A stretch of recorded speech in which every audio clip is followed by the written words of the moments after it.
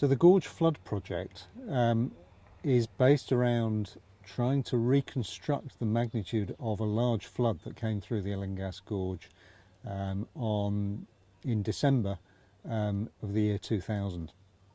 Now the eyewitness reports of this flood talk of a wall of water 80 metres high coming down through the gorge, but there's absolutely no instrumental record of either the rainfall that drove the flood or of the magnitude of the flood within the gorge.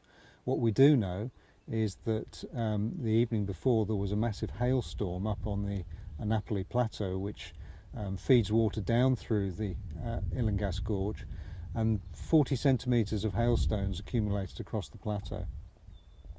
Then later that night the hail turned to rain, and warm rain melted all the hailstones, and the hail melt together with the additional rainfall was all funneled down through the gorge and created an extremely large flood which moved up to 17 metres of gravel down onto Illingas Beach, flooded the taverna. The taverna owners say that in the 80 or 90 years of their knowledge of that site, there'd never been flooding there before. So this was a large and a rare event, but we don't really know the magnitude of it. An 80-metre wall of water down a gorge of the size of Illingas seems rather unlikely. But what the flood has done is it's left very clear physical evidence of its passing, and we can use that physical evidence to reconstruct how high the water was and to estimate flood velocities and flood discharges. And so the types of evidence that you'll be able to look at will be places where the flood has stripped the bark from trees to the height of the water. So we can see typically 2 or 3 metres up on the trees all the bark has been stripped off. There are some areas on the side of the gorge where the weathering, the darker weathering layer on the rock has been stripped away, leaving a paler limestone, and you can see the mark up to the level up to which that took place.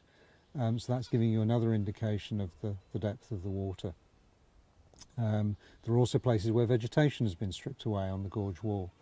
So there are lots of physical indicators that you'll be able to identify within the gorge that will tell you how deep the water is, and then you can apply simple modelling methods, something called Manning's N calculation, to go from that estimate of how deep the water was, some knowledge of the slope of the gorge, the cross-sectional area of the sites that you're looking at, and that will allow you to calculate discharges. So the aim of the project is to produce a rather more realistic and quantified estimate of the discharge rather than the slightly wild eyewitness accounts, which at the moment are all that we know about how big this flood actually was.